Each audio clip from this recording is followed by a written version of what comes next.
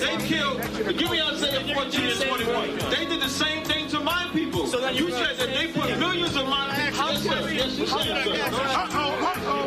Should a murderer go to jail for murdering? Absolutely. Should a thief go to jail when he steals? Absolutely. Should a robber pay back the money he robbed? Absolutely. So why shouldn't the white man pay for what he did? That's right. That's right. You see just how it feels. Payback is a dog. It's a dog. Payback is a dog. It's a dog. Payback is a dog. It's a dog. Payback is a dog. It's a dog. I'm in a hell of a hole, was never expected to grow. Just obstacles set in the road, that a result of me selling my soul. The story I'm telling is cold, but yet it's what everyone knows. The white man's the devil is known. America was never a home, only a place of captivity, safe facility, hating, disfigure me. They claim that I'm lazy, be killing me. Maybe the slavery draining my energy. 400 years and counting, the trail of my tears is countless. Main fact that I'm here is astounding, but I can't wait till this shit is surrounded. Ready to tangle my king and the angels, be ready to rap. Crack in the sky, nuclear missiles and make it official. I'm capturing every cracker surviving. Put them all in chains where they need to be, slavery for me. And let the whole world see that with them in the cage is safer in the streets. Put the dog on a leash, get resolved for the beast. 144, get the ruler show, we could all be at peace. As soon as the trumpets are sound, your kingdom we busting it down.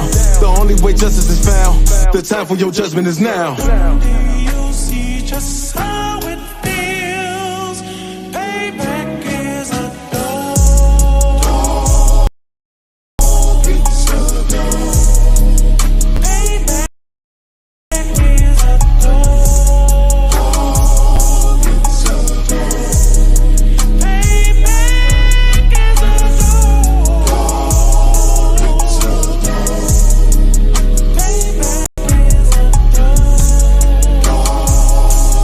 a dog.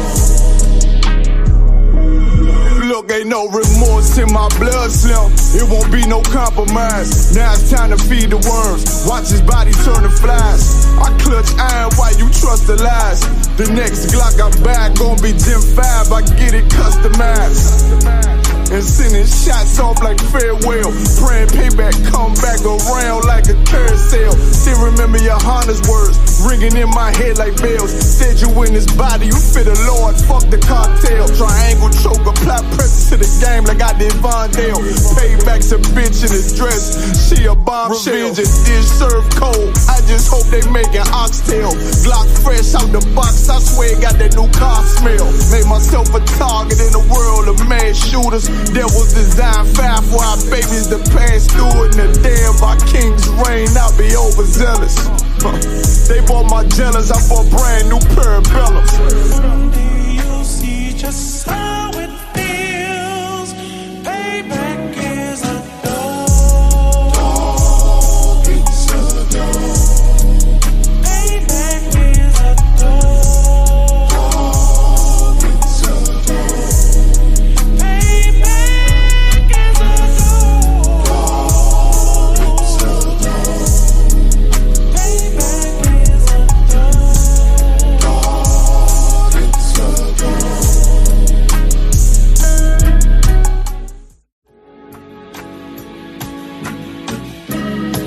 They killed, give me Isaiah 14 and 21. They did the same thing to my people. So you said that they put millions of my people. Yes, you said so.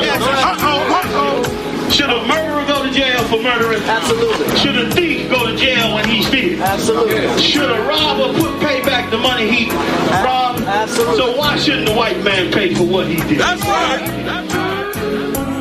You see just how it feels. Payback is a dog. It's a dog. Payback is a dog. It's a dog. Payback is a dog. It's a dog. Payback is a dog.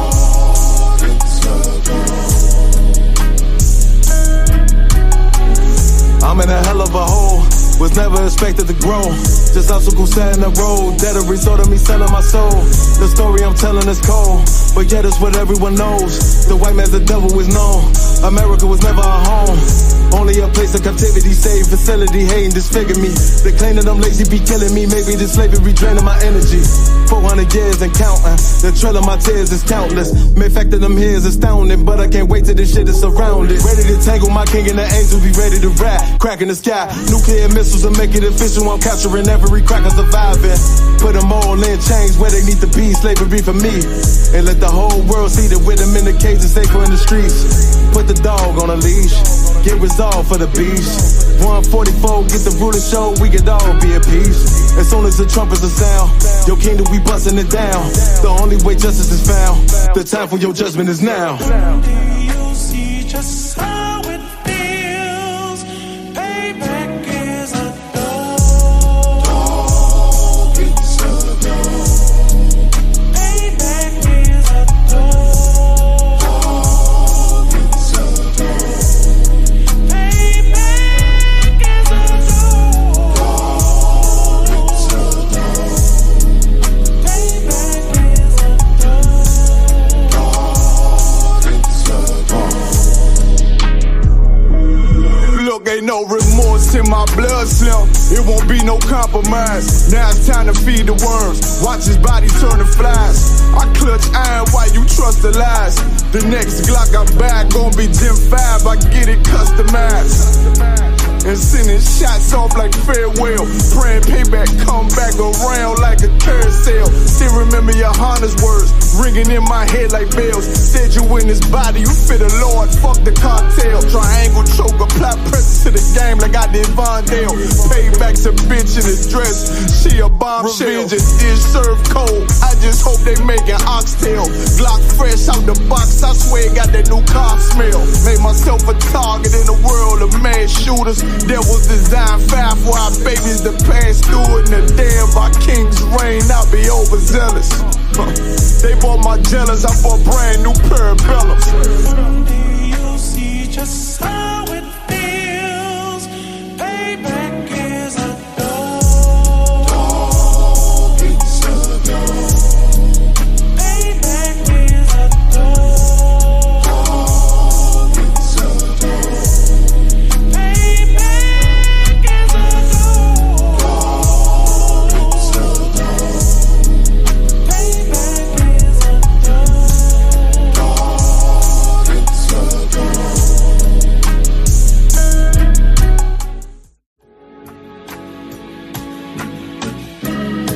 They killed, give me Isaiah 14 and 21. They did the same thing to my people. So you said that they put millions of my houses. Yes, you said so. Should a murderer go to jail for murdering? Absolutely. Should a thief go to jail when he steals? Absolutely. Should a robber pay back the money he robbed? Absolutely. So why shouldn't the white man pay for what he did? That's right. That's right.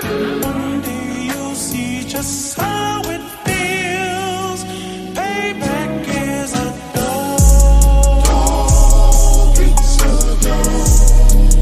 Payback is a dog. Dog is a dog. Payback is a dog. Dog is a dog. Payback is a dog. Dog is a dog. I'm in a hell of a hole, was never expected to grow. Just obstacle sat in the road, that a result of me selling my soul. The story I'm telling is cold, but yet it's what everyone knows. The white man's the devil is known. America was never our home, only a place of captivity, safe facility, hating disfigure me. They claim that I'm lazy, be killing me. Maybe this slavery draining my energy. 400 years and counting, the trail of my tears is countless. Main fact that I'm here is astounding, but I can't wait till this shit is surrounded. Ready to tangle my king and the angels, be ready to rap. Crack in the sky, nuclear missiles and make it official. I'm capturing every cracker surviving. Put them all in chains where they need to be, slavery for me. And let the whole world see that with them in the cage and safer in the streets. Put the dog on a leash, get resolved for the beast. 144, get the ruler show, we could all be at peace. As soon as the trumpets are sound, your kingdom we busting it down. The only way justice is found, the time for your judgment is now. Do you see just how it feels. Payback is a dog. It's a dog. Payback is a dog. It's a dog. Payback is a dog. It's a dog. Payback is a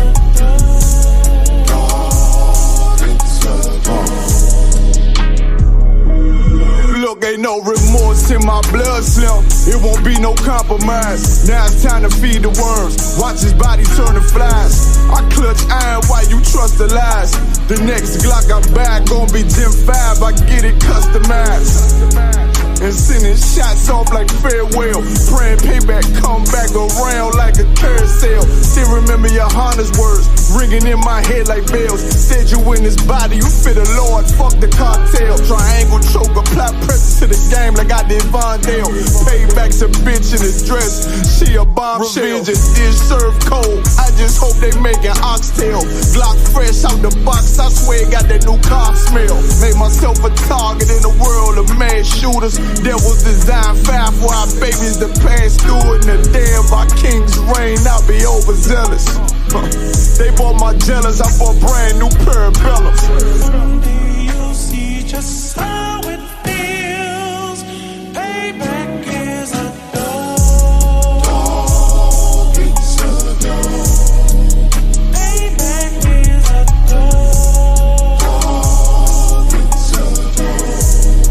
Payback is a dog. It's a dog.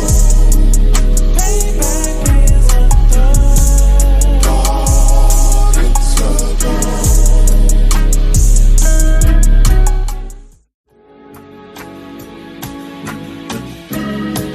They killed, give me Isaiah 14 and 21. They did the same thing to my people. So that you said that they put millions of my houses. Yes, you said so. Should a murderer go to jail for murdering? Absolutely. Should a thief go to jail when he steals? Absolutely. Should a robber pay back the money he robbed? Absolutely. So why shouldn't the white man pay for what he did? That's right. One day you'll see just how it feels. Payback is a dog. It's a dog. Payback is a dog. It's a dog.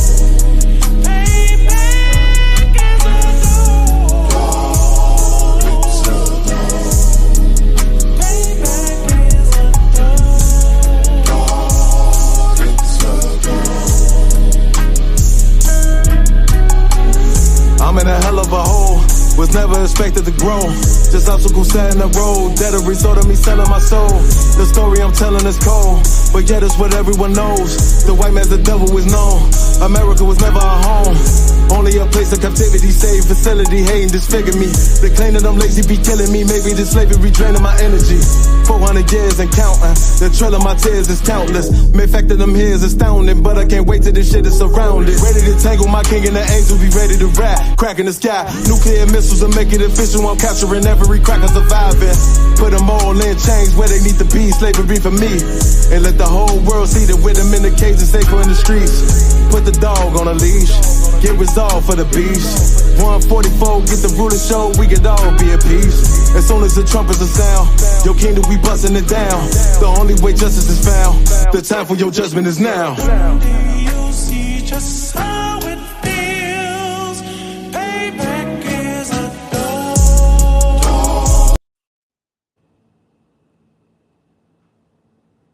Yeah. Shalom, everybody. Shalom, Israel. Yahweh Bashim Yahshua Brakathum. Yahweh Shamar Alathan Bashim Yahushua. It is Priest and Officer Thawashab of the ISUPK, started 1 West 125th Street, Harlem, New York, under commanding Jenna Yohana. And we've been teaching the truth since 1969.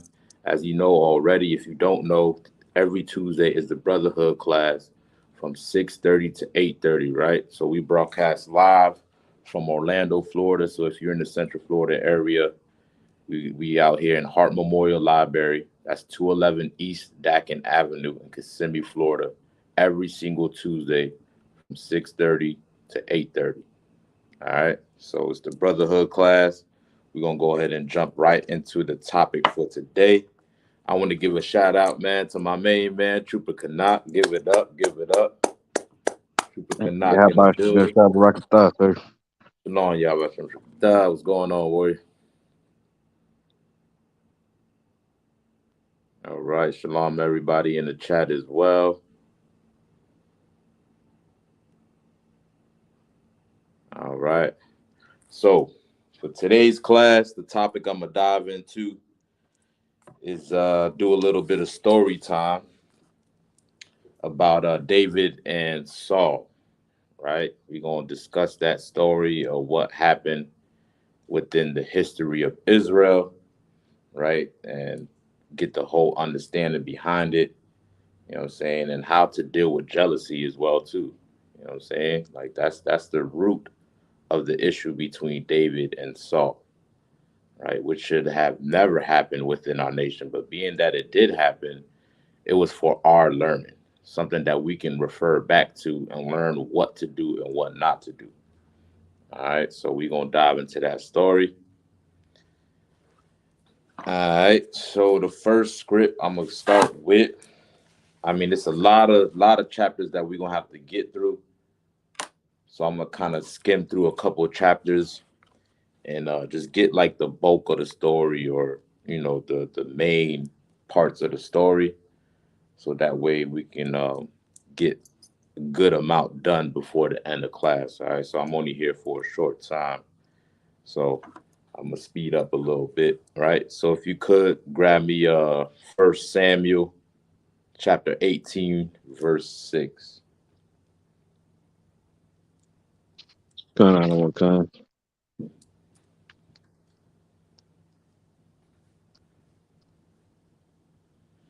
All right, so we're gonna start out on what made the issue even come about between Saul and David. Right, chapter 17, it talks about when David slew Goliath, which is the starting point of when they had issues with each other. Right, I'm not going to read chapter 17. I hope everybody's kind of familiar with the story of David and Goliath, right, where David slew quote unquote a giant, chopped his head off, right, and then from there he was getting praised for it, and uh, Saul felt some type of way about it. All right, so in chapter 18, it starts out with just that, on how Saul feels about David after he slew Goliath. All right, so whenever you're ready, you got to worry. Kind of one kind, sir. The book of First Samuel, chapter 18, verse 6. And it came to pass as they came, when David was returned from the slaughter of the Philistines, Mm-hmm. that the women came out of all cities of Israel, Mm-hmm. singing and dancing, to meet King Saul with tabrets, with Mm-hmm. joy, and with instruments of music. Right. So this was triumphant, like what they end up doing in defeating the Philistines and defeating Goliath. So after the battle, they coming back to the land, right? To their quarters, and people was greeting them with music and instruments and giving the props for defeating the Philistines, right? And just also to add as well, the reason why the Philistines was there is because when we first got there with Joshua, the Lord commanded us that we slaughtered the other nations that was dwelling on our land before we got there, right? So prior to us dwelling on that land, it was known as the land of Canaan, right? A lot of different other nations. Hamites was there, right? If I'm not mistaken, the Philistines is Semitic as well too, right? All right. So Okay. you had other nations, Amalekites, Hittites, Philistines, all these other nations that the Lord commanded us to drive out, right? When we got over there with Joshua, right? And because our disobedience, they remained there even up into the time of Saul, right? All the way up into the time of Saul, they were still there, and we had a continued conflict with these other nations. right? So in this scenario, in this instant, uh, their main man Goliath, who was a man of war, stood up to the battle and tried to challenge us. David killed him with just a rock. Right now, they coming back, feeling victorious, feeling glad that the Lord was with them and destroying these other nations. Right, because that's what God is about. Just a sidebar, just throwing it out there. All right, read on. Come, verse 7. And the women answered one another as they played and said, Saul hath slain his thousands, and David his 10,000. Right. So in the lyrics of this song, right, it's being portrayed to Saul that David is getting more praise than himself. Right. They bigging him up because David is the one that actually slew the giant. Right. The giant was standing there challenging us, speaking against us, and there was not many brothers that was willing to step up.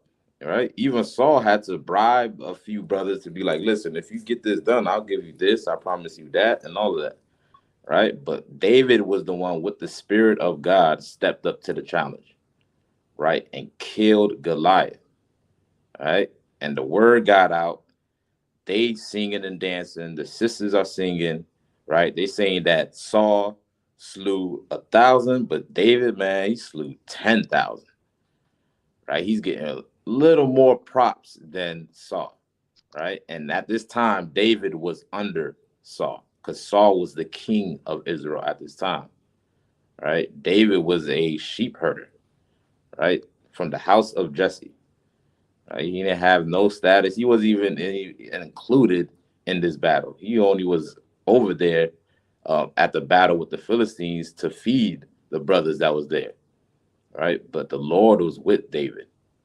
Right. From his low state, the Lord gave him the strength to defeat Goliath. Right. And Saul couldn't deal with that. He couldn't deal with the fact that David is getting more praise than himself.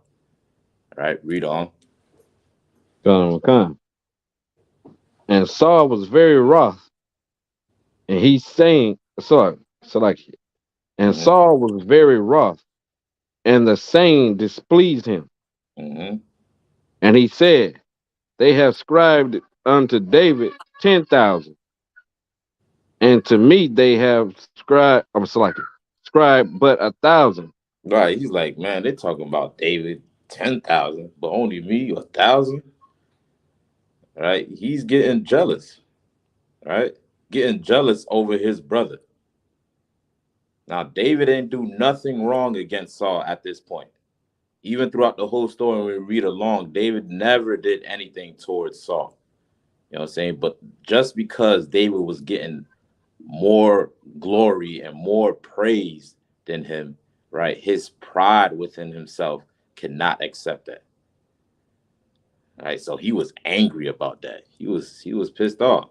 Like, yeah, he 10,000, 1,000. Nah, he ain't like that. Right? Read on. Come. And what can we and what can he have more but the kingdom? Mm-hmm. And Saul eyed David from that day forward. Right. He kept an eye on him. Right. He watching him because he seen David as a threat. You dig what I'm saying? He seen what David is capable of doing. Right. So he made sure he kept close watch on David.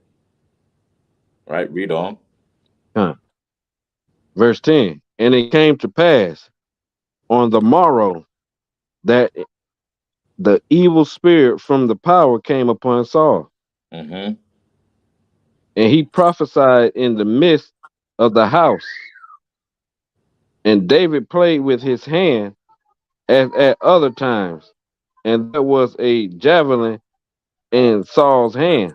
Right. So, of course, in being discreet, Saul is hating on David. Right. He's like what they call a frenemy. You know what I mean? He's still inviting him around. Right. And when David came around, he's playing music for Saul. Saul got an evil spirit on him. Right. It could be, a headache. It could be anything, whatever. They don't, specify what it is. So as David playing, right, Saul is sitting there with a javelin, which is a weapon, right? He has a weapon in his hand, right? Read on. Kind.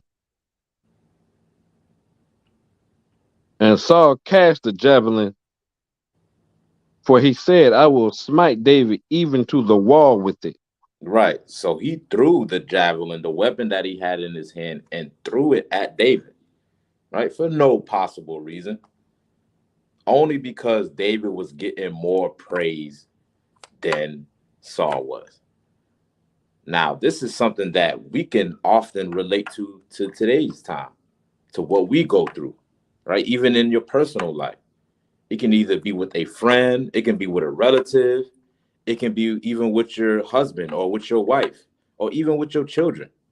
You know what I'm saying? There's some people out there that's jealous of their children, that's jealous of their wife, that's jealous of their husband, jealous of their friends. You know what I'm saying? Jealous of superstars, jealous of whatever it may be. You know what I'm saying? Because this is something that does happen pretty often, right? Even before this, it happened with Cain and Abel also. All right. So this is why we must understand by going through this on how not to be like this, not to be like Saul, not to be jealous to where you want to hurt your brothers and sisters. You know, say mad because somebody else got a better opportunity than you do, or mad because somebody's getting better praise or more praise than you are. You know what I'm saying? Just be glad and content with the glory that you have, right? And we're going to get all of that understanding in today's class, all right? Read on. Kind. And David avoided out of his presence twice. And Saul was afraid of David because the Lord was with him Mm-hmm. and was departed from Saul. Right. Now, what does that mean that Saul was afraid of David because the Lord was with him? What does that mean? Mm. What type of fear was this? Was it like paranoid? Like, like, Mm, like, like not like paranoid, but mhm. like jealous type of. Like he was afraid that David could at any time like come up against him. Like he hated Kind, him a little kind. bit. Yeah, I'll take. Yeah, that's. Yeah, I'll take that answer. You know what I'm saying? Have you ever been in a scenario? Let's say this, right? In a position where you out of slavery, right? You just minding your business, working the slavery, and because you're so good at what you do, there might be people at your slavery that been there longer than you. You know what I'm saying? And they'll probably, do slick stuff or say slick things, not because, they're afraid of you, because you might, punch them in the face or do some type of harm to them, but they're more so afraid of you surpassing them. You get what I'm saying? So that's like envious, ain't it? Right. Like envious. You know what I'm saying? And fear that this person is better than me.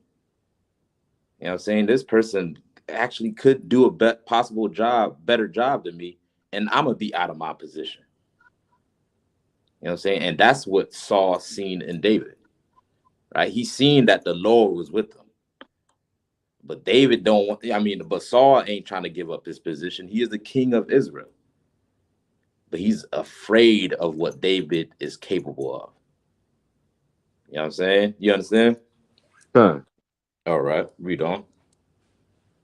Therefore Saul removed him from him Mm-hmm. and made him his captain over 1,000. And he went out and came in before the people. Right. Now he set him up in a position, right? Made him a captain over thousands, right? Read on. And David behaved himself wisely in all his ways. Right. What does that mean? Like he made sure he didn't err in anything. He made sure he didn't give Saul a reason to do anything against him. Right. He stayed disciplined.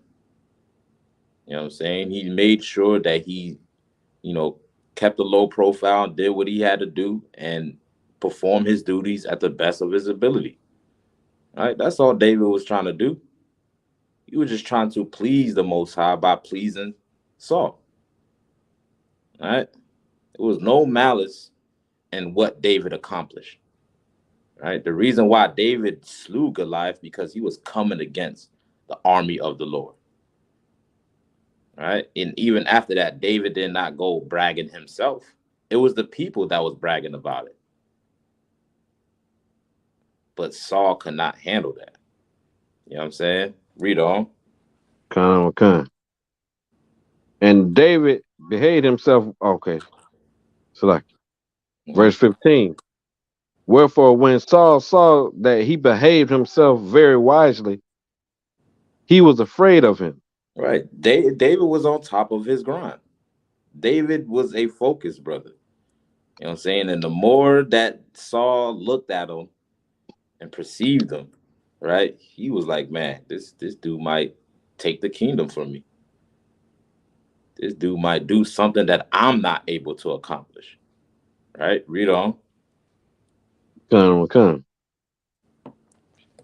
But all Israel and Judah loved David Mm-hmm. because he went out and came in before them. Right. He was amongst the people. He was the people's champ. You know what I'm saying? David, got along with the people out and about. Right? Kind of like Read on. Captain Tazaria, Salaki said. Nah, go ahead. Nah, my fault. No, What I you just say? want to say like just like Captain Tazaria, he's the people's champ. Right. There you go, Khan. That's a perfect example. Just like Captain Tazariak, you know what I'm saying? Like I sometimes I'll think of it like he's like the spokesperson for the ISUPK. You get what I'm saying? Because Right. that brother he's able to move in any type of environment or any room. You get what I'm saying? And people applaud him for that. You know what I'm saying? People look at him and revere him for that, right? Because he's a people, not a people pleaser, right? But he know how to deal with other people, right? And David was, amongst the people, and they seen him often, right? And so people got more familiar with him rather than they did with Saul, right? Read on. Verse 17. And Saul said to David, behold, my elder daughter, Merab, her will I give thee to wife. Mm-hmm. Only be thou bit violent? Valiant, Valiant. So like right? valiant for me, Right, meaning brave, right? Read on. and fight the Lord's battle. Mm-hmm. For Saul said, let not my hand be upon him, but let the hand of the Philistines be upon him. Right. So now Saul is even contemplating how to destroy David. He's coming up with schemes and all of that stuff, man. All right. All because David is getting glory from the people. He's getting popular from the people. All right. But yet King Saul don't see all that he has. The title that he's even sitting in. He's a king. What is David unto him? Right? But his pride and his jealousy will cause you to hate your brother. Right? Pride and jealousy will cause you to hate your brother. Envy will cause you to hate your brother, right? And that can push you to want to possibly murder him, to harm him, right? If you view what's going on in any major city and look within the black community in those major cities, you know what I'm saying? Half of the time when we committing certain acts of crime against each other, it always root from jealousy or some type of form of hatred, right? That's not necessary for us. You know what I mean? Because even our oppressor, right? Half of the things that we do to each other, right? We don't even do the half to our oppressor. All right. Now I'm not promoting you to go out there and, do something against our oppressors, the so-called white man, right? But we are number one and persistent in selling drugs to our people. We are persistent in doing drive-bys and shooting up our people. You know what I'm saying? We are persistent of doing all type of acts of evilness towards a black man before we even think about doing it to an oppressor. You know what I'm saying? The oppressor, he has everything on this earth. Everything you can think of. But ain't nobody kicking down his though. You know what I'm saying? because you've been taught to envy your brother. Right? I remember. I think Officer Gazak said it. What, the crab in the barrel in the bucket joint, right? The crabs in the bucket. You know what I mean? That's a term that you probably familiar with or people have heard of, right? But the thing that people don't consider is how did the crabs get in the bucket in the first place? Because they don't even belong there. You get what I'm saying? Your oppressor created an environment for us to be cruel to each other. All right, by providing us with the minimal of resources in our community. So as soon as a nigga got a good bundle amount of resources, they hating on him. You know what I'm saying? They envy him. Or he getting too much praise for what he accomplished. They envy him. Get too much glory, they envy him. You know what I'm saying? How many hood superstars or the ghetto, the neighborhood ghetto superhero, you know what I'm saying, that everybody knew in the block? How many stories that y'all know of where that person, when he'll come around, you know what I'm saying, and they done shot him down in the club or shot him down in the street corner, you know what I'm saying, all because he was shining too much or doing something or feeding the neighborhood too much or being around too much. All right? That's a story that we hear far too often. Right? Even with an entertainer that leaves the hood and they come back, try to do something good for the hood, they shoot them down in the streets. You know what I'm saying? Because that jealousy and envy is destroying us. You know what I'm saying? This is the pride that this world provides you with. Right? So if you could continue on.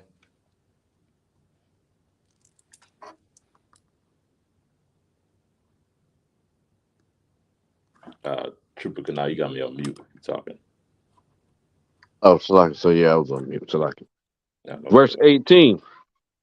And David said unto Saul, oh, Salaki. Yeah, Oh, you verse right. 17. Oh, verse 18. Yeah, you good. Verse 18. Come on, sir. And David said unto Saul, who am I?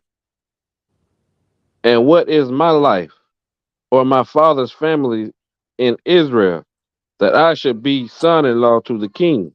Right. So he's like, listen, you gonna let me marry your daughter? Man, he's being appreciative, right? He's showing gratitude towards Saul, right? No malice intended at all. Nothing hateful or spiteful, David said or mentioned to Saul at this instant. All right, he's bigging him up. Thank you. I appreciate it, man. You know what I'm saying? Because David was actually down for Saul. But the thing is, a lot of people, bonds don't matter to certain people. You know what I'm saying?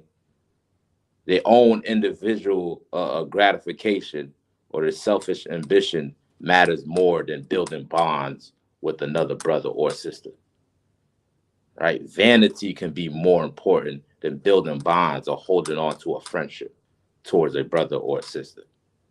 You know what I'm saying? And Saul found it more important to be king and then to have David around as his brother. Right. So this is all a trick up his sleeve, right? He ain't giving him his daughter, because he liked David. You know what I'm saying? We're gonna read on the intentions of Saul. Right? Read on. Verse 19. But it came to pass at the time when Merab, Saul's daughter, had been given to David, that she was given unto Adriel, Mm-hmm. the Maholathite, to Mm-hmm. wife. And Mm-hmm. son, and Micah, sons Saul's daughter, loved David, and they told Saul, and the thing pleased him. Right. So the first daughter was already given off to somebody else already. Right. Now there's another daughter that actually liked it, David. Right. And when Saul got wind of that, he was glad. You know what I'm saying? Because that's all going according to plan. Right. Read on. And Saul said, I will give him her, that she may be a snare to him, Mm-hmm. and that the hand of the Philistines may be against him. Right. Read on. Where, Wherefore Saul said to David, Thou shalt this day be my son-in-law, the one of thy twain. Mm-hmm. one of the twains. Mm-hmm. And Saul commanded his servants, saying, commune with David secretly, and say, behold, the king have delight in thee, and all his servants love thee. Mm-hmm. Now, therefore, be the king's son-in-law. And Saul's servants spake those words in the ears of David.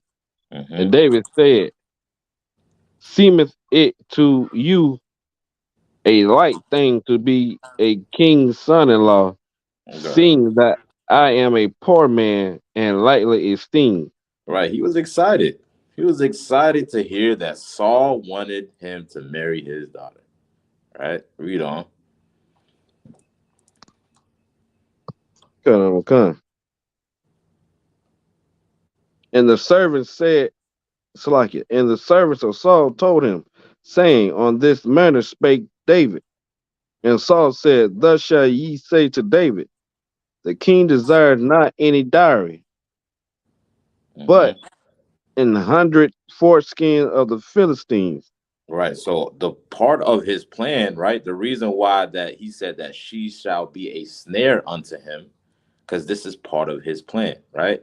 And the Israelite custom, it is when a man wants to marry a brother's daughter, or marry a woman, he will go unto her father, speak to her father first, right? And this father can require a diary, right? A diary can be anything that father desires, meaning a agreement of any type of retribution that father seems fit for him, right? It could be, give me 100 pounds of corn, give me $200, give me $2,000, give me all the garments. It could be whatever he decides to do for that dowry, right? So now Saul is saying, listen, I don't even want a dowry for my daughter, right? What I want is 100 foreskins of the Philistines, right? Read on. Come. But Saul thought to make David fall by the hand of the Philistines. That's why he asked for 100 foreskins, right? That's why she was a snare unto him, or at least he thought she was, right? Read on. And when his servants told David these words, it pleased David well to be the king's son-in-law, Mm-hmm. and the days were not expired. Mm-hmm. Wherefore David arose and went, he and his men, and slew of the Philistines 200 men. Look at that. He doubled that, huh?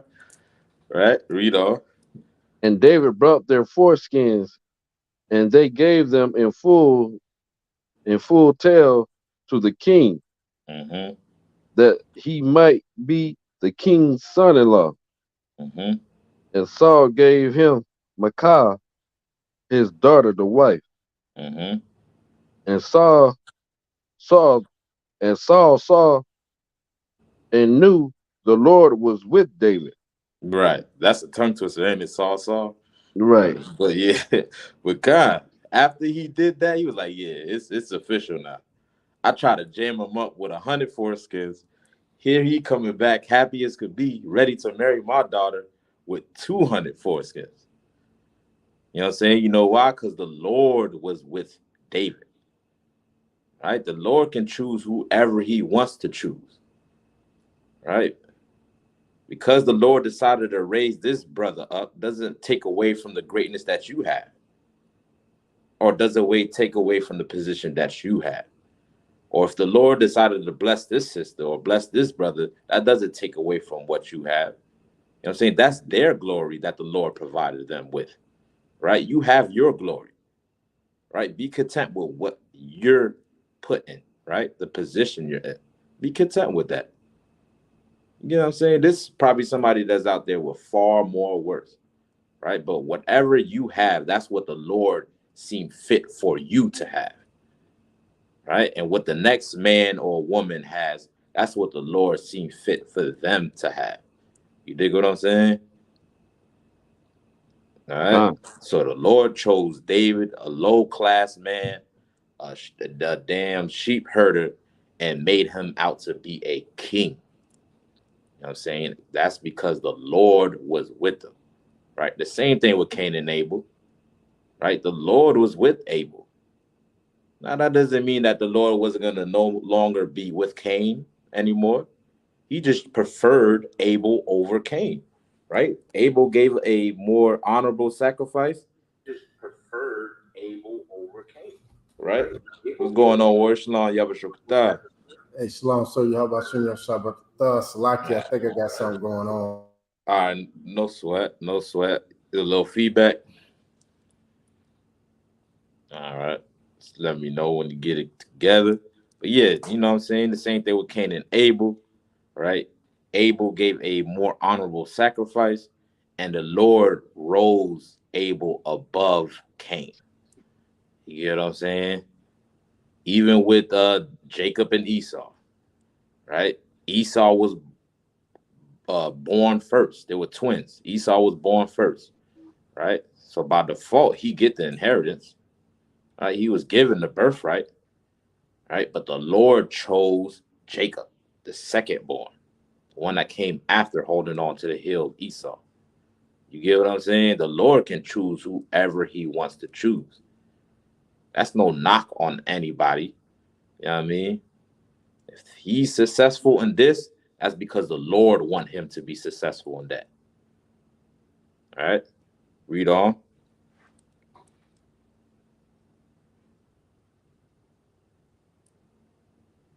You got me on mute, Triple Good Night.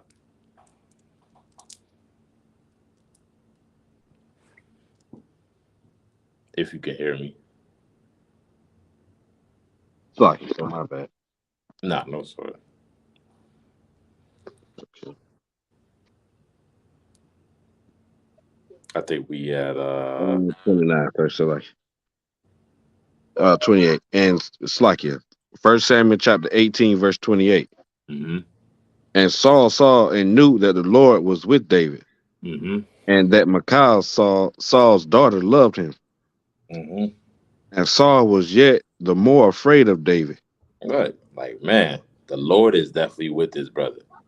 I got to come up with new ways to stop him because I'm afraid of what he's capable of.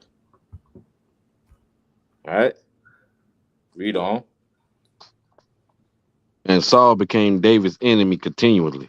Right. He was the enemy right there. For what? For what reason? For what?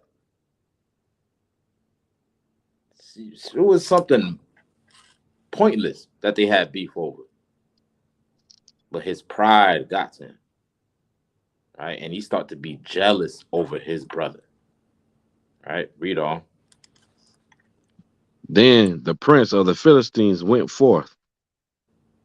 And it came to pass after they went forth that David behaved himself more wisely than all the servants of Saul, so that his name was much set by. Right. All right. So let's continue on with chapter 19. All right. So what we reading, just to catch you up, Austin the Shock. We on 1 Samuel chapter 19, verse 1. We're just going through the story of David and Saul. Right, talking about jealousy, envy, pride, all that stuff. So if you have any of our brothers have any precepts, I want to add to it, feel free, or any points, you know what I mean, feel free to do so. But we at 1 Samuel 19. Okay. If you could, Trooper could not, you can start at verse 1. Come. 1 Samuel chapter 19, verse 1. And Saul spake to Jonathan his son, and to all his servants, that they should kill David. But Jonathan, Saul's son, delighted much in David. And Jonathan told David, saying, Saul, my father seeketh to kill thee. Now therefore I pray thee, take heed to thyself until the morning, and abide in a secret place, and hide thyself. Right. Jonathan, being a son of Solomon, had love for David. Right. They was partners. They was real close. Right. And when he caught wind of his father wanting to kill David, he did not turn and side with his father. Right. He still had David back. Right. Even though that was his father. Right. And he ended up going to David to give him the heads up of what his dad got planned. So he's telling man, just lay low. You know what I'm saying? Because it looks like my dad trying to kill you. Right? Read on. Verse 3. And I will go out and stand beside my father in the field where thou art, and I will commune with my father of thee, and what I see, that I will tell thee. Right? He's like, listen, I'm going to try to square this out with my pops. He tripping. I'm going to talk to him in the field. Whatever he says, I'll let you know what happens. But I'm going to talk to him, right? Read on. And Jonathan spake good of David unto Saul his father, and said unto him, let not thy king sin against his servants, against David, because he hath not sinned against thee. Right. It's a sin. It is a sin to hate your brother. Precept.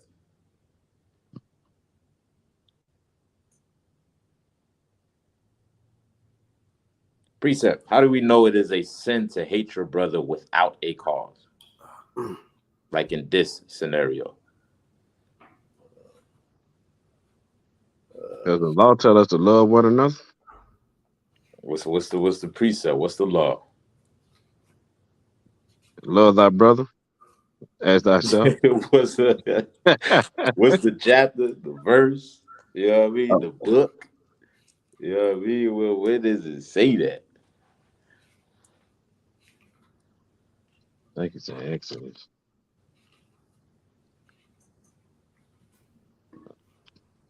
All right. Anybody in the chat want to give it a shot? What Saul is doing is a sin. Right? And his son is telling him, like, man, don't sin against David for this. Don't sin against him. Right? He is your servant. He's down with you. Because guess what? He ain't do nothing towards you.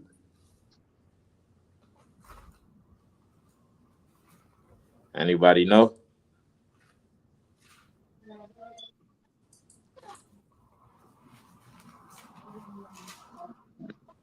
Slacker, sir. Go ahead. Would Leviticus 19 and 17 be a precept? God, the water, give the brother a hand. You know what I'm saying? It's in Leviticus 19 and 17. It is a written rule amongst all blacks, Hispanics, and Native Indians that you don't hate one another, that you don't be jealous of one another, that you don't envy one another. Because that can cause us to be divided and to fall. So you know what the Lord did? He put a law in place to make sure by law that we treat each other with some type of decency, that we treat each other civilly, and not how your oppressor does. You know what I'm saying? Back when he was at the bottom as an Italian mobster, guess who he was killing? Fellow Italians, right? When he was a Jewish mobster in the 1920s, guess he was killing? Fellow Jewish people. And they still doing it today. You got Russians against Americans, Ukrainians against Russians, right? By any means necessary, he's going to assert his dominance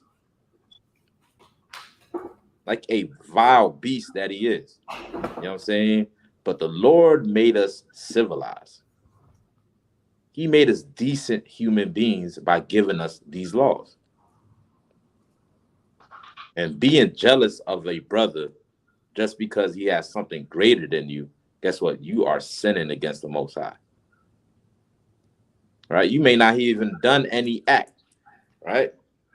Maybe you thinking about, man, this nigga ain't shit. This nigga, you murmuring about it in your head, right? Or you feel it, the tightness in your stomach. This nigga think he doing this, or this sister, look at this sister, or, you know, gossiping and all of that.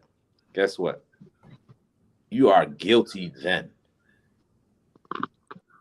Right? Didn't not Christ say where if a man looks at another man's wife and even lusts after her in his heart, he is guilty of punishment, of judgment? I'm paraphrasing. Y'all know what I'm talking about? Right? Why would Christ mention that? Right? Because it starts in your mind. That's where it starts at. It's premeditated, right? You're thinking about it. Right? It starts in your mind. And eventually it's going to grow into an action if you don't make it cease, right?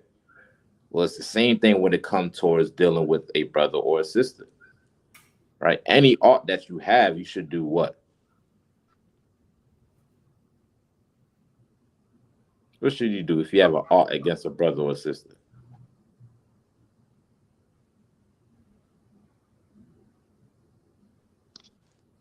Salakia. Go ahead. Go to them and them alone. Go to him and him or her alone, right? Now, let's say you don't do that. Eventually, that thought in your head that you have against this brother or sister is going to grow and grow and grow and grow until where if this person even gets a promotion, you're ready to chop their head off. All right? Because from the jump, you did not let those thoughts cease. You entertained it by letting it sit in your brain. And that's where it starts at. You know what I'm saying? But the Lord prohibit us to behave this way, man. So that's why we're learning this, so we can make sure that we're not following after the pattern of Saul. Right? Read on.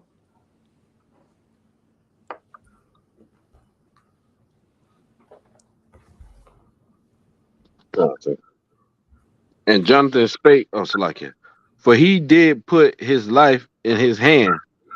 Salakia, sir. Verse 5. Mm-hmm. For he did put his life in his hand and slew the Philistines. And the Lord wrought a great salvation for all Israel. Thou sawest it and didst rejoice. Right. Saul was glad about it. But low key, he was hating. You know what I mean? You know, he act like he was happy for him. You know, say had a smile on his face, but low key he was hating. Oh, you said Salaki Austin the shot? Yes, sir. And if I could, real quick too, man, I want to big our brothers up, man. You know, Austin the Shock and Officer Itazab. And I think I seen a young man, Carvel. You know what I mean? Y'all brothers in West Palm Beach holding it down, man. Y'all brothers was out there cleaning up the neighborhood. You know what I'm saying? Taking care of the community. Yes, sir. Damn right, man. Damn right. Go ahead, Soda. Yeah, if I may, see what had happened is, like, Saul was down with David. Mm-hmm. And he was happy, you know, when he wanted to, you know, kill the Philistines. But then when the females was like, Saul killed thousands. No, David killed thousands. Saul killed hundreds or something like that. Right. When he got, you know what I mean? That's a heavy point. That's when it started. That's a heavy point. That's a heavy point, Warrior. Get that brother in. You know what I mean?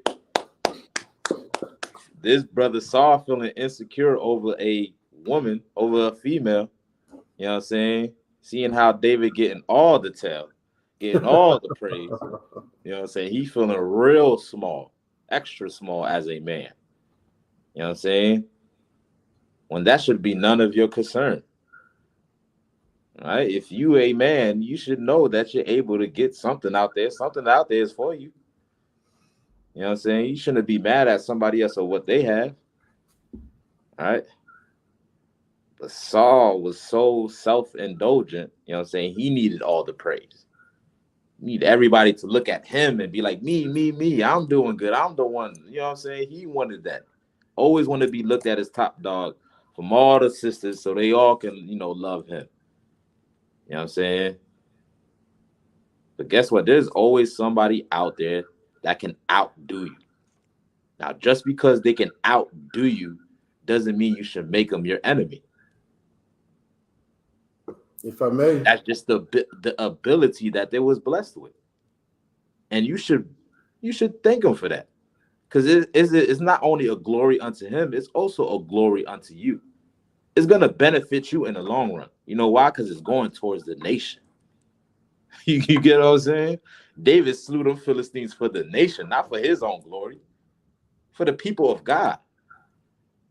You know what I'm saying? And you should back a brother like that. You know what I'm saying? Back him up like that. You know what I mean? Because he's doing something great for everybody. Right? You said Salaki off in the shop? Oh yeah. So what you're saying is heavy because like that's, you know what I mean? Like that's how we do in the school. We use every man has a talent. You know what I'm saying? So you should use his talent. You know what I'm saying? Every brother, even in the world, brothers have certain, abilities, and you want to be able to use his ability for your, benefit, or like you said, for the nations, for our whole nation's benefit. Like that's, you know what I mean? Like that's what it's all about. Every brother has a certain talent and ability. Right. You don't hate him because he got a certain ability. Right. Yes. Kind. You know what I'm saying? Now for something that you can accomplish. Right? I know y'all seen the movie Paid in Full. Y'all seen that movie? Yeah, it's an older movie. Yeah, it's an older movie, but it's based off a true story. Right. The brother went to the army or something, then he came back. Nah, not that. That's a American Gangster. No. Paid in Full is about some cats in Harlem that was in the drug game. You know what I'm saying? Which is wicked as hell, but it's a telling story of betrayal. Okay. You get what I'm saying? Like this one of the dudes that was big time was Money Making Mitch, right? And he was taking care of everybody. You know what I'm saying? Feeding the neighborhood, making sure dudes are straight, making sure everybody eat. He goes inside the, I think it was the arcade or the corner store, and his uncle was sitting there. You know what I'm saying? He walk inside this, Mitch walk inside the store with all his jewelry on and all of that. His uncle look at him.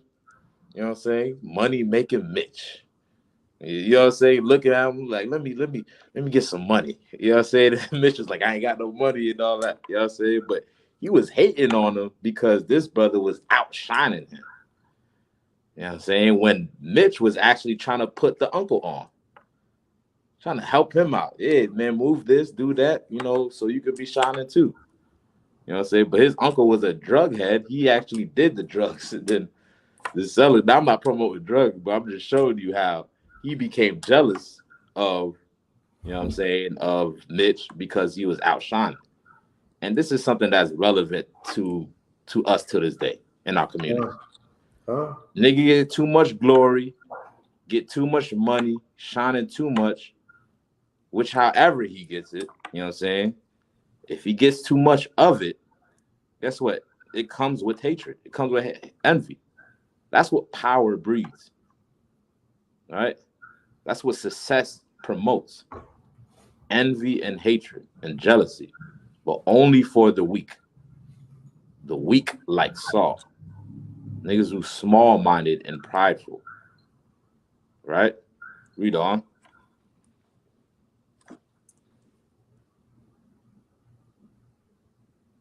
Okay.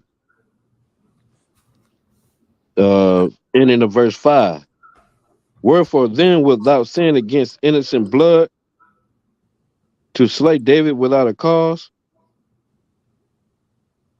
And Saul hearkened unto the voice of Jonathan. And Saul sware, as the Lord liveth, he shall not be slain. Yeah, let's see how long Saul kept that promise. Read on. And Jonathan called David, and Jonathan shewed him all those things. And Jonathan brought David to Saul, and he was in his presence as in times past. Mm-hmm. And there was war again. And David went out and fought with the Philistines and slew them with a great slaughter. And they fled from him. Another battle. Guess who's present? David. And what David is doing there? Handling business. Right? Because the Lord is with David. Right? He's not out there for his own vainglory. But he's just doing what's required of him. And slaying the Lord's enemies. Right? And instead of Saul bigging him up, you know what I'm saying, encouraging him, giving him his props, right? He became more infuriated with David, more upset because this nigga is just so great at what he do, right? Read on. Come. And there was war again. And David went out and fought with the Philistines and slew them with a great slaughter, and they fled from him. And the evil spirit from the Lord was upon Saul, as he sat in his house with his javelin in his hand. And David played with his hand. Mm-hmm. And Saul sought to smite David even to the wall with the javelin. Once again, try to kill him with the javelin. Read on. But he slipped away out of Saul's presence, Mm-hmm. and he smote the javelin into the wall. And David fled and escaped that night. Right. He got up out of there, man. You know what I'm saying? His mission was to kill David because his success. Right? As if it's so hard to congratulate somebody when they're doing great. Right? There's nothing wrong with doing that. Right? If you truly genuinely is happy for somebody, right? It don't necessarily always have to include you. Let them bask in their glory and give them their props while they're basking in their glory. You get what I'm saying? But it could be hard for some people to give somebody else's props, right? It could be hard for some people to do that, especially when they've been doing something, for some time, or it could be anything, a slavery or whatever. You know what I'm saying? They might feel some type of way about what their inabilities are, or what they're not capable of doing. Right? So they project that anger onto that person that is doing good, that's exercising their abilities. You know what I'm saying? And that is a weak spirit, an evil spirit, right? The Lord even calls it. It's an evil spirit to have that type of spirit on you. You know what I'm saying? Because this is where all these violence and crimes and hatred, most of them stem from being jealous of one another. Right? Read on.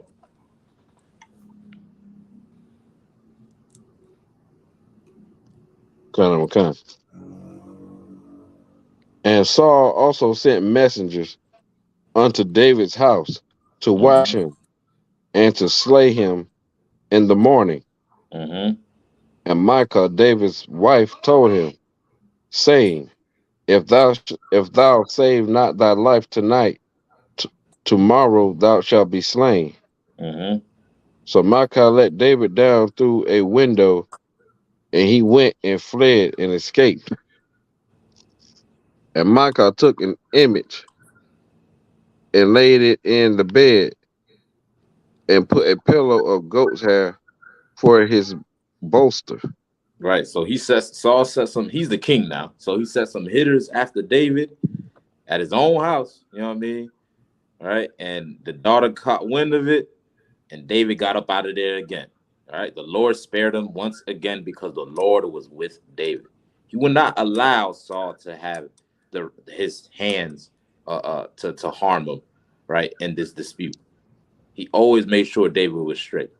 Right. So David got up out of there, climbed up out the window. The daughter dressed the bed up as if he was there. Right. Put some hair there, fluffed the pillow a little bit, looked like a body is laying down. So that way she can fool her father. Right. Read on. Go on, sir. And when Saul sent messengers to take David, she said, He is sick. And Saul sent the messengers again to see David, saying, Bring him up to me in the bed, that I may slay him. Right. He was like, damn that. I don't give a damn if he's sick. Kill him while he's sick. Wow. Yeah. Listen, that hatred is relevant, man. It's relevant. Especially when you're on the bottom. You said somebody said Salakia? Oh, no, so I was just laughing at what you said. God, both sides crazy. Yeah, this is just crazy how, you know what I'm saying, like how relevant this is, man. You know what I'm saying? This is something that's happening right now in your hood, on your block right now. It's this side versus that side. This brother versus that brother. This sister versus this sister. This tribe versus that tribe. All for what? We're all at the bottom. All right? But some people want more. Some people want more than just having a nation, than having their brother and their sisters next to them.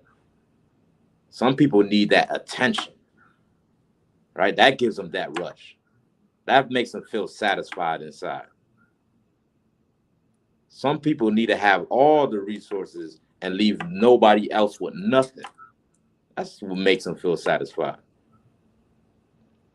You know what I'm saying? But those people are sinning against God. Right? Those are the people that have the same thought process as Saul. Right? Where you at? What verse you on? It's Verse like 17. I'm on 16. 16. So for time's sake, we can drop that. Let's go to chapter 20 now. Let's continue on with the story. So David fled up out of there, and when he left, he met up with Samuel. You know what I'm saying? Samuel was one of the great prophets at that time, right? Under Samuel, he was straight. David was prophesying with Samuel. Saul still went to go seek to kill David, and guess what Saul ended up doing? Prophesying while he met him up over there. You dig what I'm saying? Like, because that's how, if you know how much power Samuel had. That should tell you what a power a prophet has. You get what I'm saying? You know, Samuel, he was out there making sure he do the work of the Lord. So David fled unto him, and he was straight, right? So we at that point after that, chapter 20. You want me to start at 1? So you can start me at start me at 1. 1 Samuel chapter 20, verse 1. And David fled from Naioth and Ramah and came and said before Jonathan, what have I done? What is mine iniquity? And what is my sin before thy father that he seeketh my life? Right. You know what I'm saying? He's like, damn, what did I do? He's talking to Jonathan, which is Saul's son, and asking him, like, man, what did I do to deserve this? Why is your pops trying to kill me? Right? Jump me down for time's sake. Jump me down to verse 30. All right. If I could, I'm going to read the sister comment real quick. She says, so true, people go through great lengths to cause the demise of someone they hate or are jealous of. Right. You know what I mean? When that person can be a use unto you. Instead of trying to compete with them, find a way to join them. Right? You may not be on the top when y'all join forces. You might be on the second position, third position, fourth position. Right? But at least both of y'all winning. All right? You can find greater success when you join together. All right? But if you're trying to divide and constantly compete, you know what I'm saying? Guess what? When one fall, there'll be nobody there to pick him up. And after the other is left alone, he has nobody to depend on. And he'll fall eventually. Now, both of y'all fell. You get what I'm saying? Well, we need to realize the value of joining each other, the value of being brothers, the value of being sisters. All right, read on. Verse 30. Verse 30. Then Saul's anger was kindled against Jonathan, and he said unto him, thou son of that perverse rebellious woman. Right, he cursing his own son out, right? Because at this point, when he met up with Jonathan gave him a whole game plan. Like, listen, we about to have a feast. Don't even come to the feast. I'm gonna talk to my pops while I'm at the feast. If he's still trying to kill you, I'm gonna send a signal out with the arrow, right? And if the arrow goes far in this position, then that means he's trying to kill you. If the arrow doesn't go out, that means he ain't trying to kill you. You know what I'm saying? That's the whole game plan that he has set up, right? And when he was at the feast, he was telling his pops, like, yo, why you trying to kill David? And Saul is still angry with David. He's so mad that he's cursing his own son out. You feel me? Cursing his own son out. Like, man, you perverse. You know what I'm saying? You basically call him a bitch like your mother. You get what I'm saying? Damn sure did. Right. You know what I'm saying? All because he's trying to look out for his brother. That's all Jonathan's trying to do. Right? Read on. Do not I know that thou hast chosen the son of Jesse to thy own confusion, and unto the confusion of thy mother's nakedness?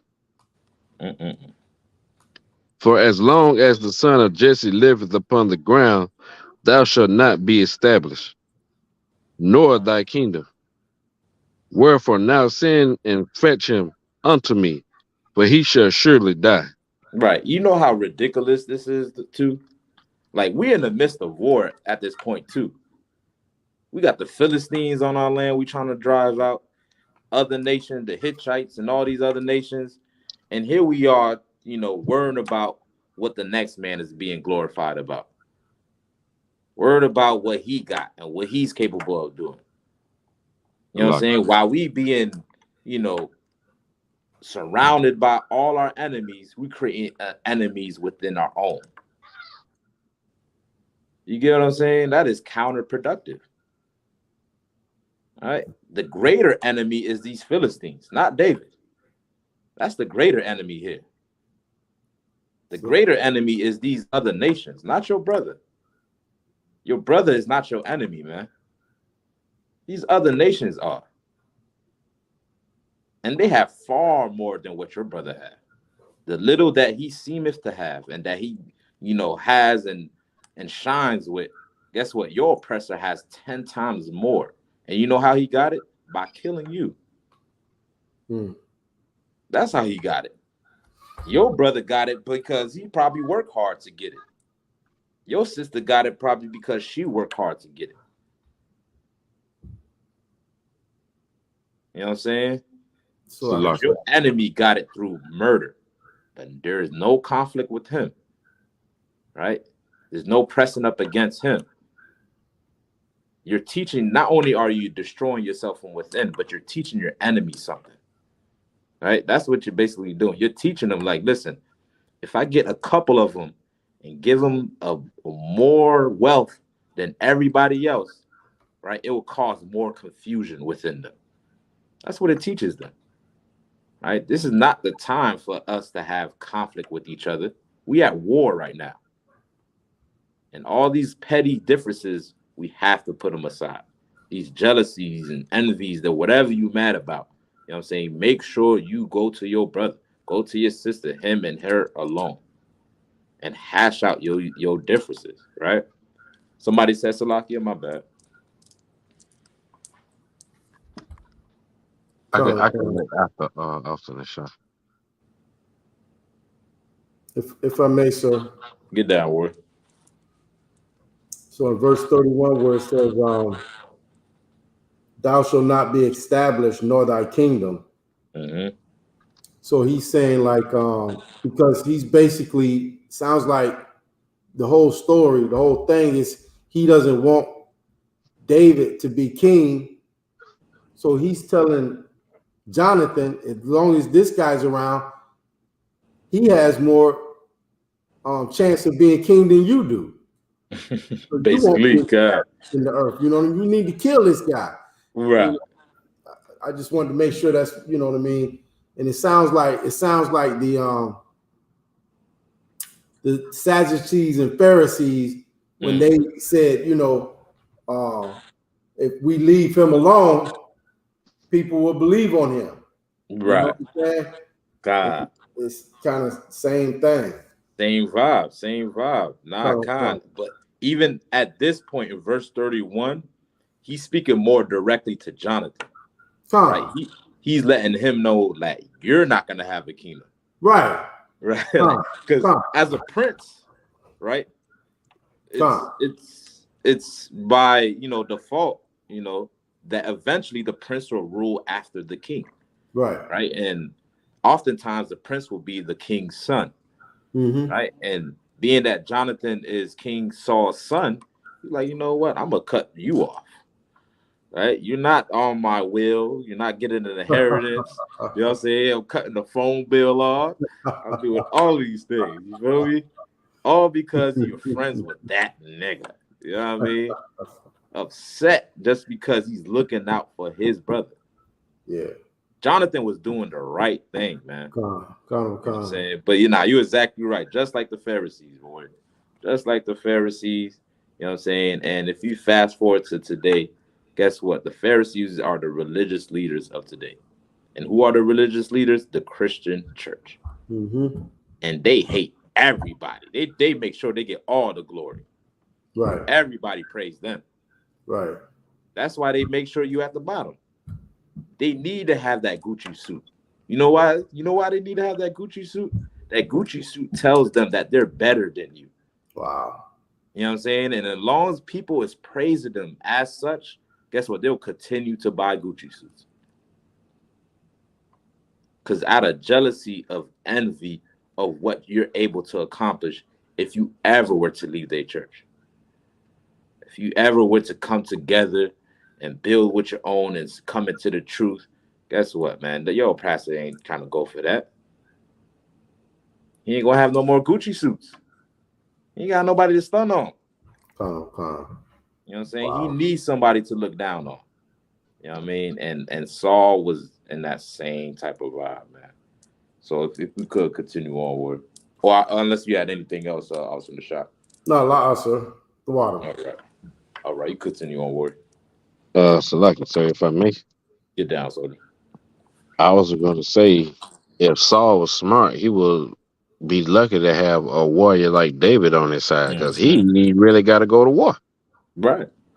I would make sure David will be protected at all costs. Damn right. The Lord is with him, and he's slinging 10,000 people. Like that's your man. I would make sure he was straight instead of trying to kill him. Right. Now, if I don't have David on my side, I might get killed then better. God. If he was smart, so like. Damn right, man. You're exactly right. Get that brother in here.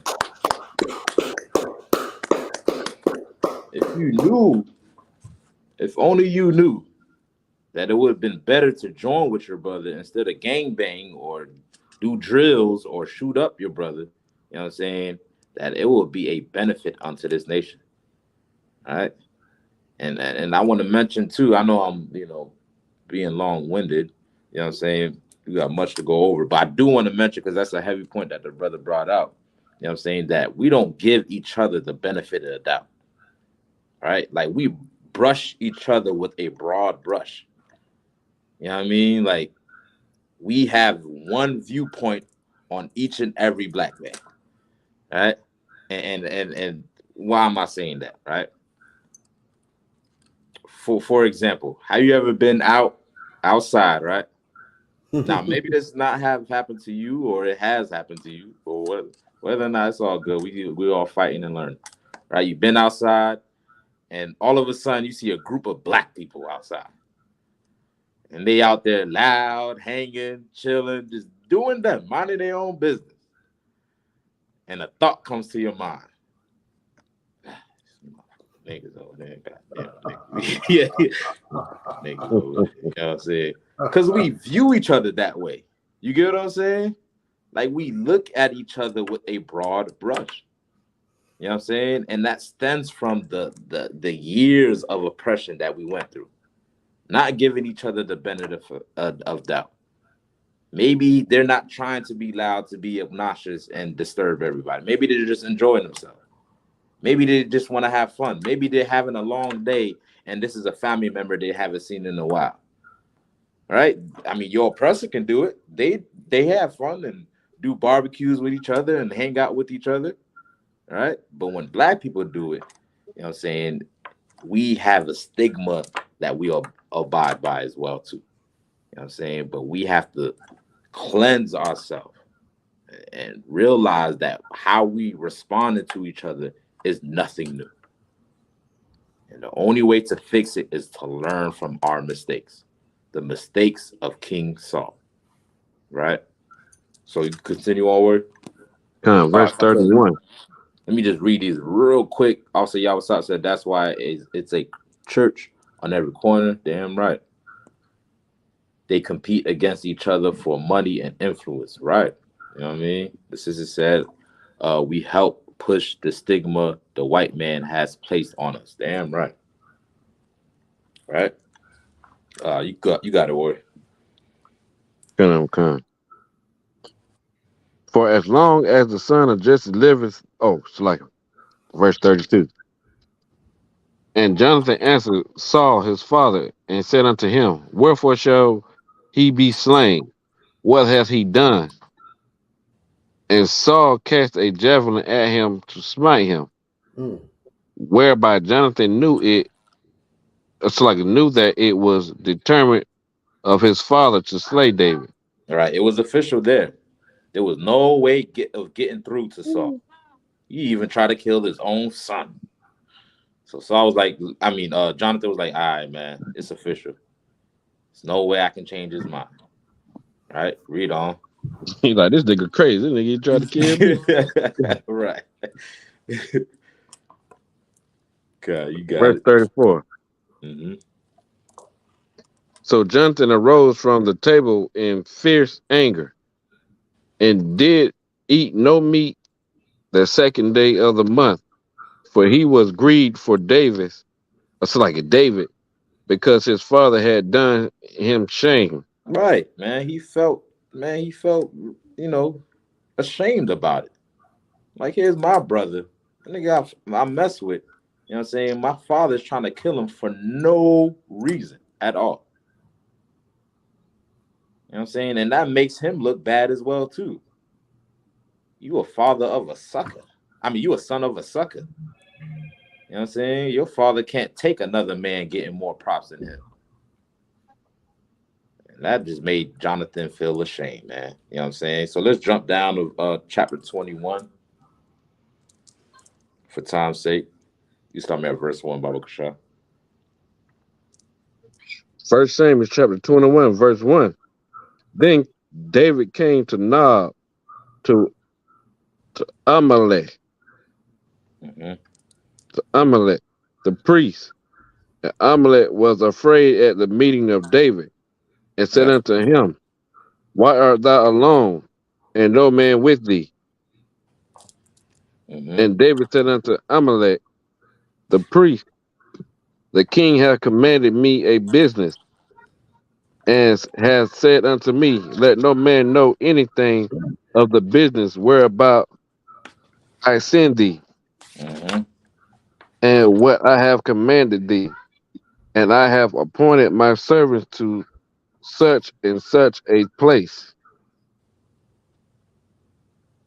Now therefore, what is under thy hand? Give me 5 loaves of bread in my hand, or what there is present. Right. So David is still on the run, escaping from Saul. He run into some priests. Just to fast forward for time's sake, the priests, they have showbread in the temple, right? So David is asking for something to eat, and they said, listen, we got the showbread. They end up giving him the showbread. They also gave David Goliath's sword that was kept in there.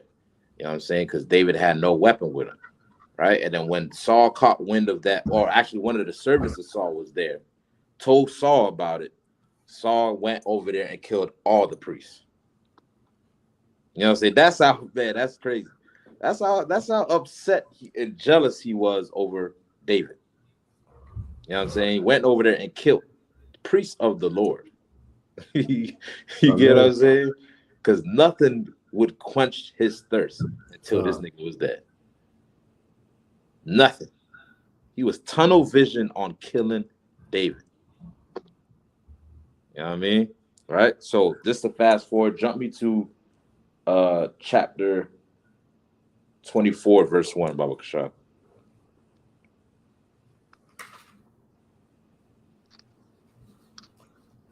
First Samuel chapter 24, verse 1.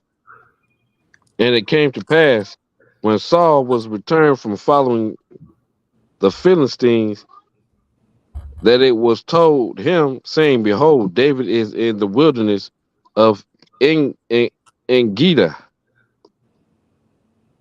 Then Saul took 3,000 chosen men out of all Israel and went to seek David and his men upon the rock of the wild goats.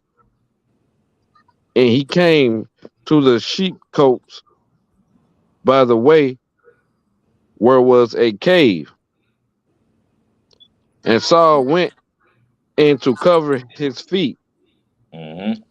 And David and his men remained in the sides of the cave. Mm-hmm.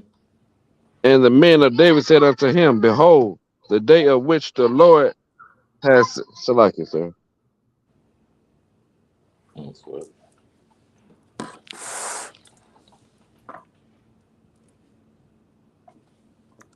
Like it, sir.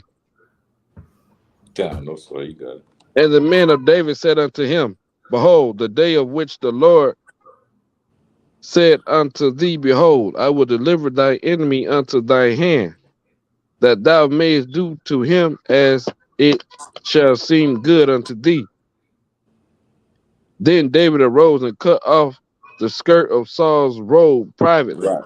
So he was on the run, and Saul was chasing after him. Right. So in this pursuit, Saul get weary. He want to get some rest. Right. He goes inside a cave, gets some sleep. David gets the drop on where Saul is at and what cave he's in. Right. They tell him. Right. David goes over there down to that cave and cut a piece of Saul's garment. Right. Read on.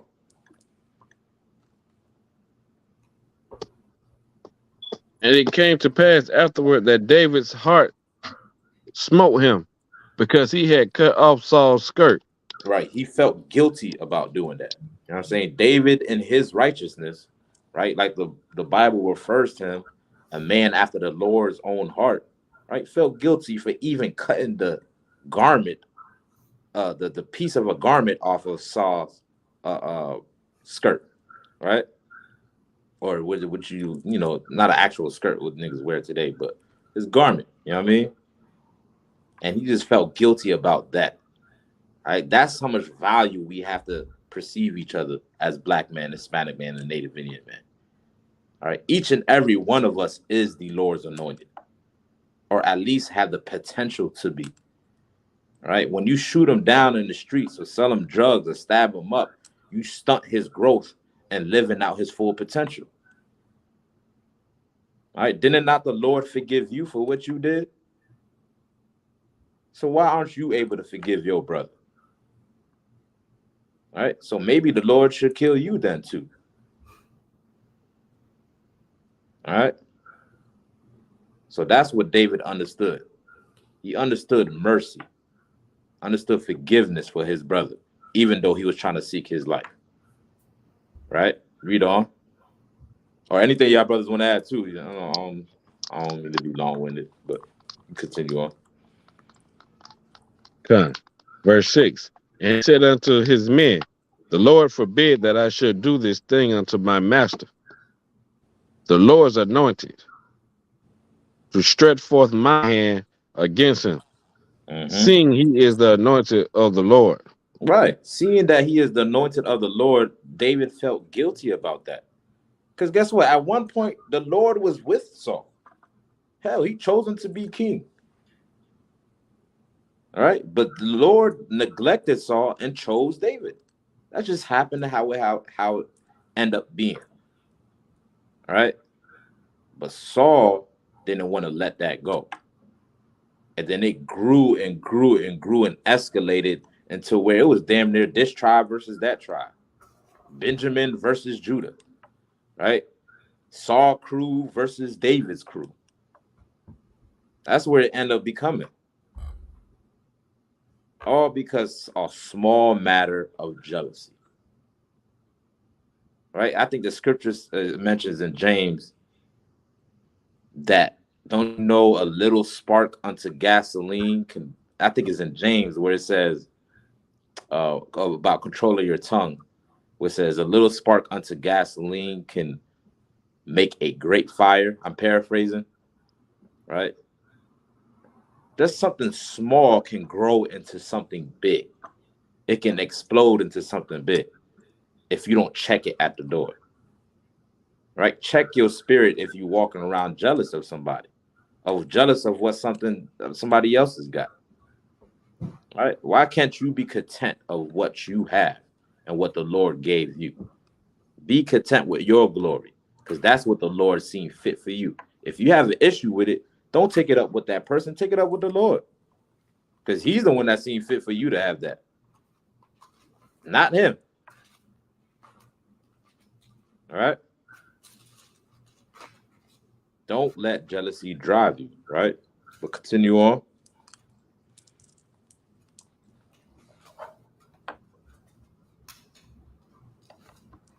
So David stayed his servants with these words and suffered them not to rise against Saul. But Saul rose up out of the cave and went on his way. David also arose afterward and went out of the cave and cried after Saul, saying, My lord, the king. And when Saul looked behind him, David stooped with his face to the earth and bowed himself. Right, showed him his respect, being a brother. All right? But that wasn't even enough for Saul. But guess what? The Lord recognized what David was doing. And don't not the scriptures say, vengeance is mine, thus saith the Lord? Right? The Lord will get you. He got your back. If somebody's wrong in the matter, guess what? We have a whole system set up in right and wrongs. All right? That's what a government is used for. All right? Well, guess what? This government, we establish our system based off what's written in these scriptures.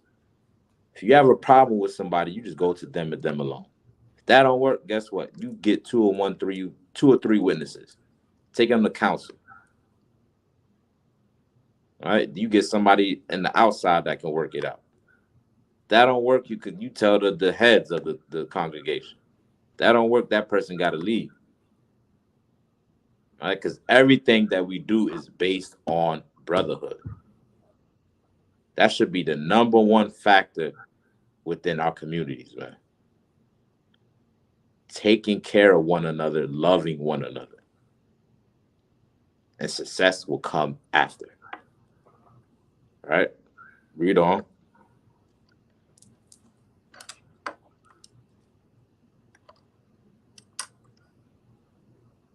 Come, sir. And David said to Saul, Wherefore hearest thou men's words, saying, Behold, David seeketh thy hurt. Mm-hmm. Behold, this day thine eyes have seen how that the Lord hath delivered thee today into my hand in the cave. Mm-hmm. And some bade me kill thee, but my eyes spared thee. And I said, I will not put forth my hand against my Lord, for he is the Lord's anointed. Right. Moreover, my father, see the skirt of thy robe in my hand. For in that I cut off the skirt of thy robe and killed thee not. Know thou and see that there is neither evil nor transgression in my hand. So and I have not sinned against thee.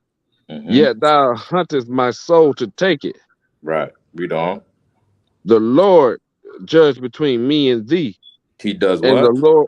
the Lord judge between me and thee. He does what? Judge between me and thee. Judge between me and thee. All right? David kept his hands clean from this matter.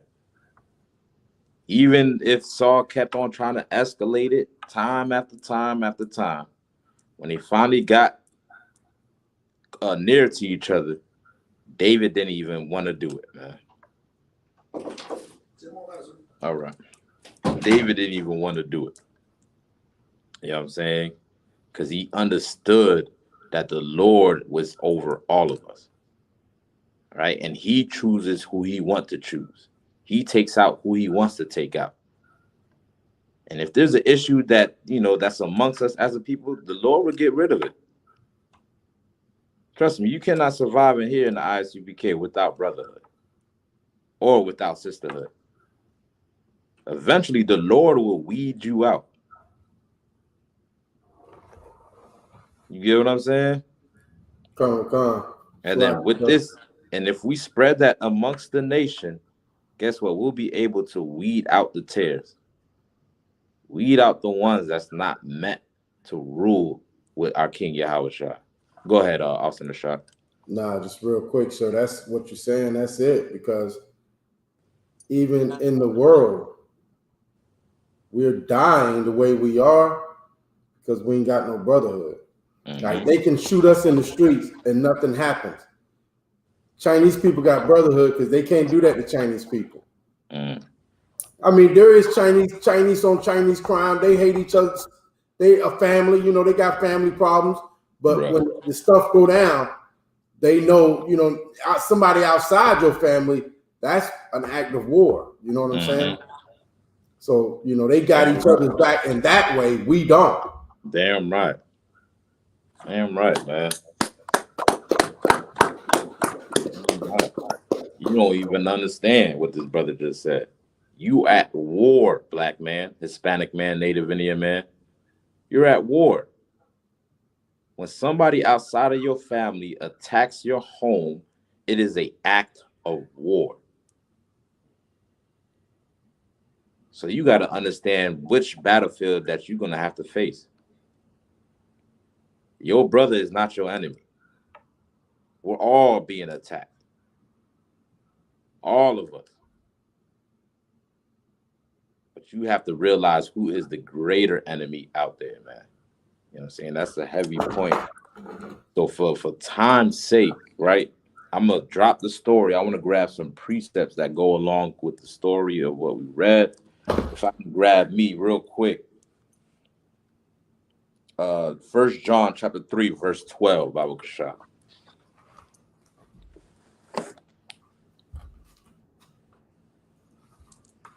I got it, sir. All right, you got it, Warrior.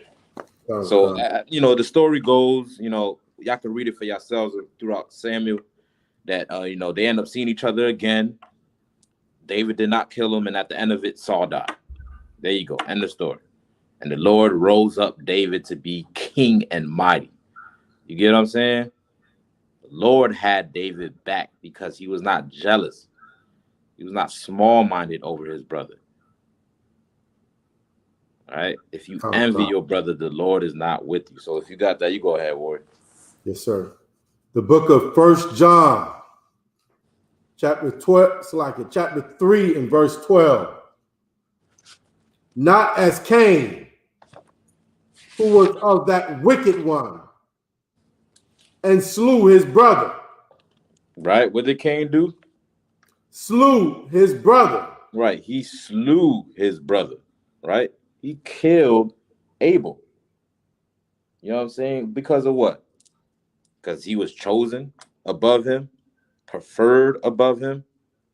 Right? And he became jealous and killed his own brother over that.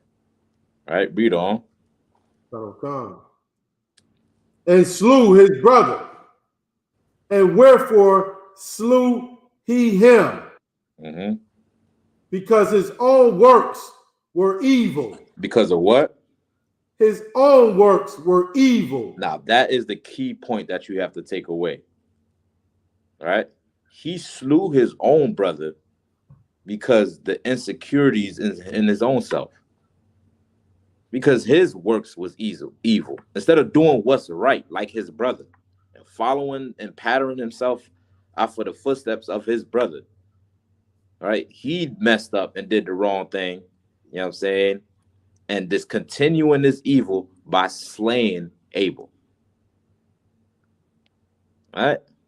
because he's messed up, because he can't do the ability that Abel got or do the things that Abel can do. You know what I'm saying? That drove him to be jealous of his brother and kill him.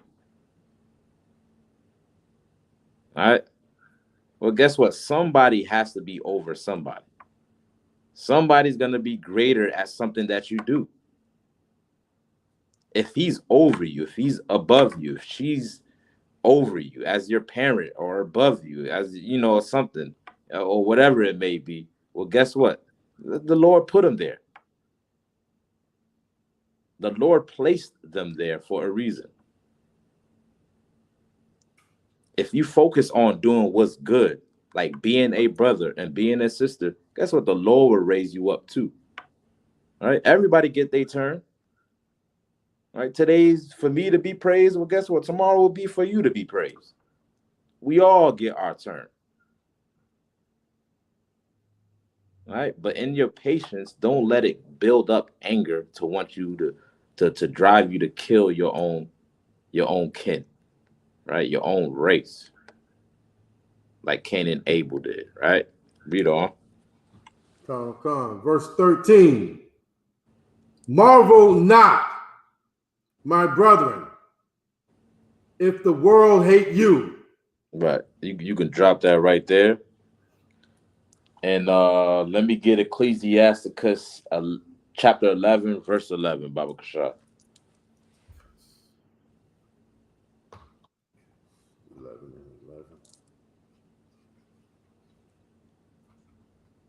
Chapter 11, verse 11, sir.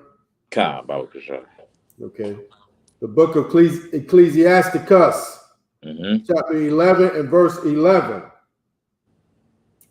There is one that laboreth and taketh pains and maketh haste and is so much the more behind. Right. There's one that actually works hard, dedicate his time to getting stuff done. And guess what? He's still not exceeding in his duties. He's still not above and at the point or maybe the place that he or she wants to be. All right, read on. Come. Verse 12. Again, there is another that is slow and have need of help, wanting ability, and full of perverting.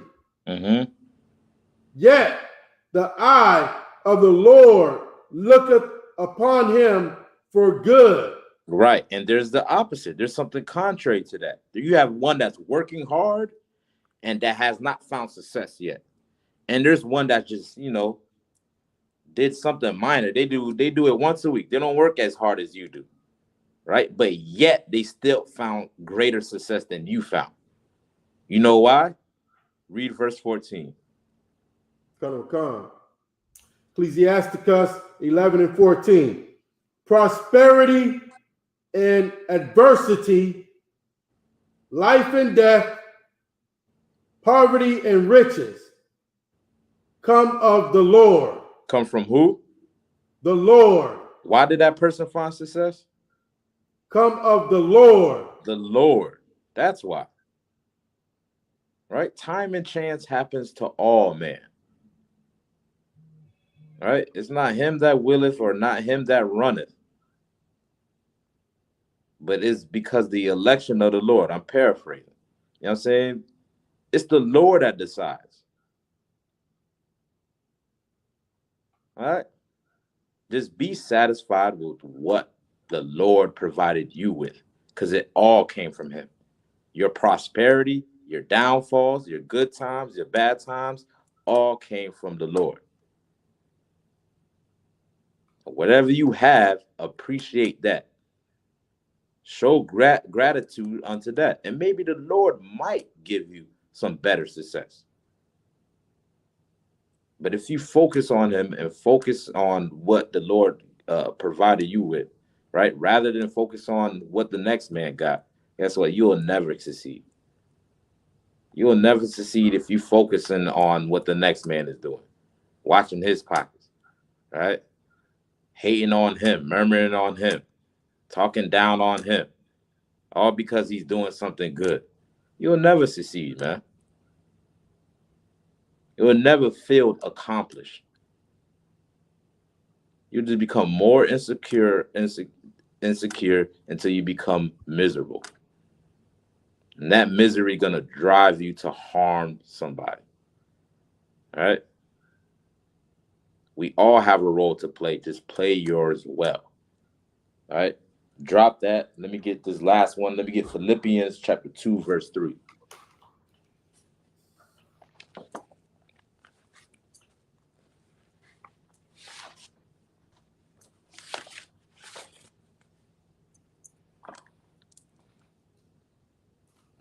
Chapter 2 and verse 12.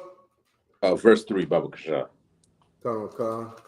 If I may, what time is it real quick? 8:30. All right. I'll put it. Go ahead. You got a word. Philippians 2 and 12. 3. 3 and 12. 2 and 3. Yes, sir. Philippians chapter 2 and verse 3. Let nothing be done through strife or vain glory. Right. Nothing through strife, through contention. Right? Through secretly despising somebody. Or through murmuring or gossiping. Or trying to belittle somebody. Don't let nothing be done through that. Because it's not going to succeed if it is. Even with vainglory. Constantly priding yourself on stuff that the Lord or stuff that the Lord did not even, seem important to, right? The vanities of this world, right? The material things, right? The vain glory. You glorify, you boast yourself for stuff like that. All right, because those things are soon going to vanish. All right, read on. But in lowliness of mind, let each esteem other better than themselves. To do what? Esteem other better than themselves. Right. Esteem. What does it mean to esteem? You ever heard the word self-esteem? To esteem, to do what?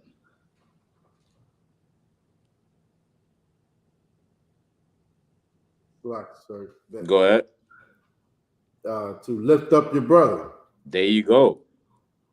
You know what I'm saying? Big up somebody better than you would do for yourself, man. Be happy in somebody else's success. Right. Don't pride yourself and envy them and hate them for what they have. You know why you can't get it? Because the Lord decided you for not to get it. That's it. Just wait on your turn. But all of that hatred creates a dysfunction. You know what I mean? It causes confusion. All because you can't give somebody else's props, or you're mad of the props that they're getting. Right. Right? You got to learn how to grow up eventually. Right? Then as a child, we was taught sharing is caring.